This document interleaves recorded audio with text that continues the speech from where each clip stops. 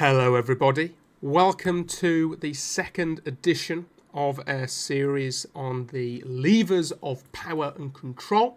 Today is all about religion. We spent an hour and a half talking about money as a lever of control last time, and now we're talking about religion. So, religion is different to faith.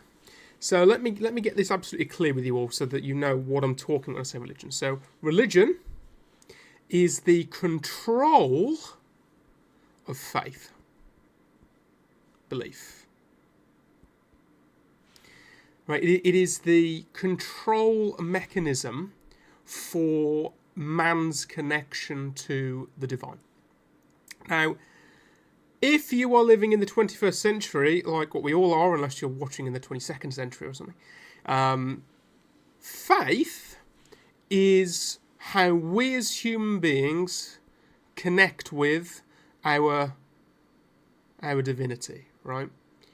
Now, I'm going to get on to later what I actually believe versus what religion is. But for now, all we need to know is that religion is the control mechanism for faith.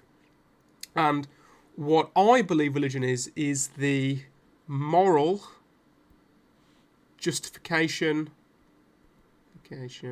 mechanism. Okay? So religion has been used throughout time to morally justify anything that society or the empire or whatever it is needed to be justified in order for to do whatever they needed to do.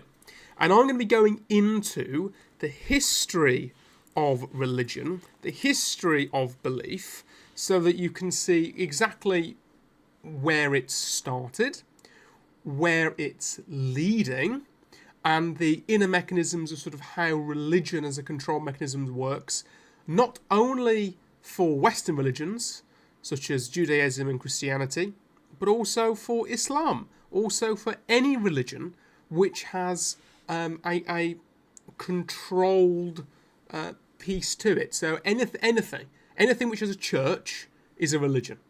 Okay, a belief or faith doesn't need churches. Faith doesn't need churches, guys. It doesn't. Right? I can have my belief, I can have my faith without going to a church.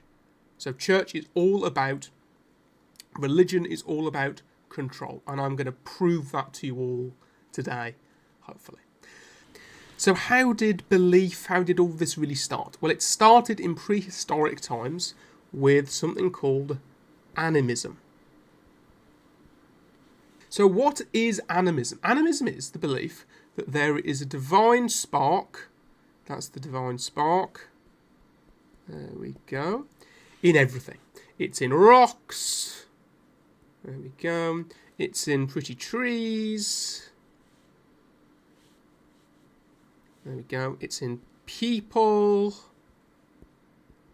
it's everywhere, yeah? It's in everything that we do.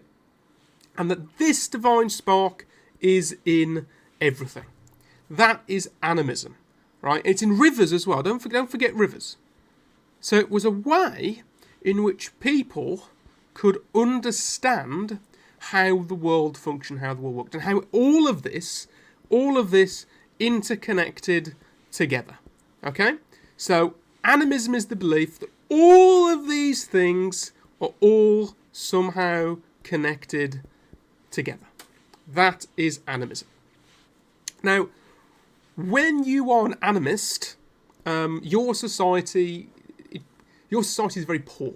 When I say very poor, it hasn't got much going for itself. So the societies that lived in animism, they couldn't write. Not really. They couldn't speak. This is sort of Stone Age, prehistoric times. And what they believed in is what we call a divine mother. Yeah? Or otherwise known as Mother Goddess. Now, why did they believe in a Mother Goddess? Because they believed in a Mother Goddess women, yeah, and we'll put that in pink, there we go, Women created, obviously, babies. There we go. So they're creating babies. And this is, belief was, this was a mystical process.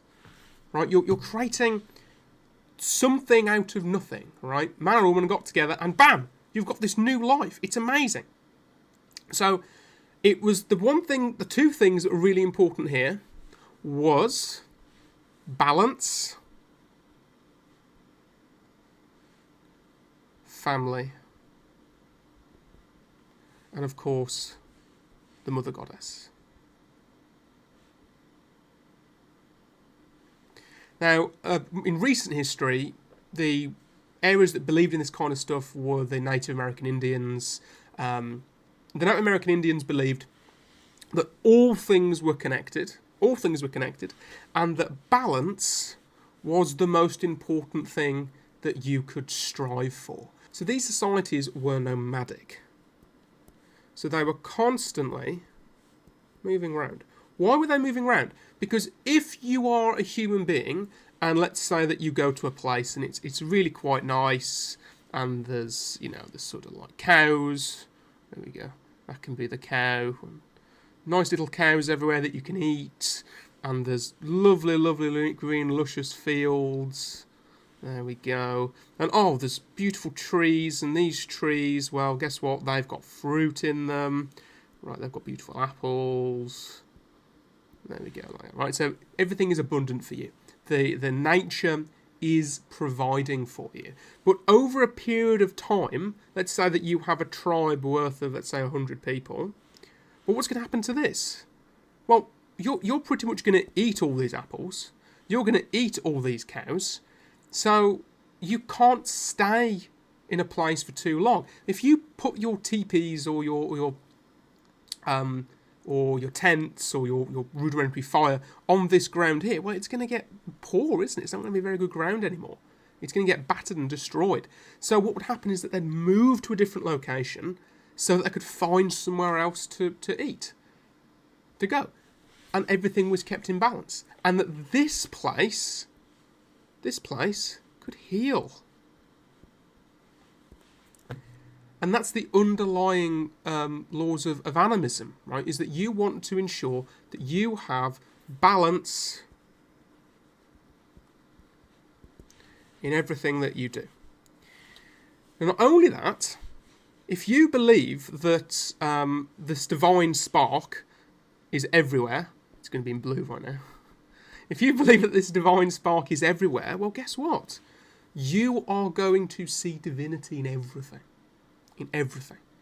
So you're going to make cave paintings, right? Nice pretty cave paintings talking about how when you eat an animal, you are grateful to the mother goddess for this animal, and you're going to give thanks to this mother goddess for this animal. So you can see that there is a direct connection every single day for the divine via this mother goddess. And that the reason why we're nomadic is because, well, we've got to keep moving in order to eat. If we don't keep moving, we won't eat. Balance is restored. Balance is maintained. We are part of nature. Okay? And this was the way in which human beings have lived for the vast majority of time that we have been human beings. This is how we have consistently lived and adapted. It's only in recent history, the last, 12,000, 15,000, 20,000 years, that we've had something called agriculture. Agriculture is very different, because what agriculture means is that you can stay in the same place. You can stay right here.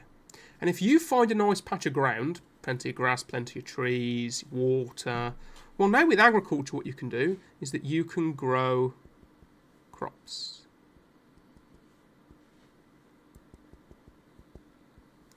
And if you're not moving around and you can grow lots and lots of crops, well, you just stay where you are, don't you?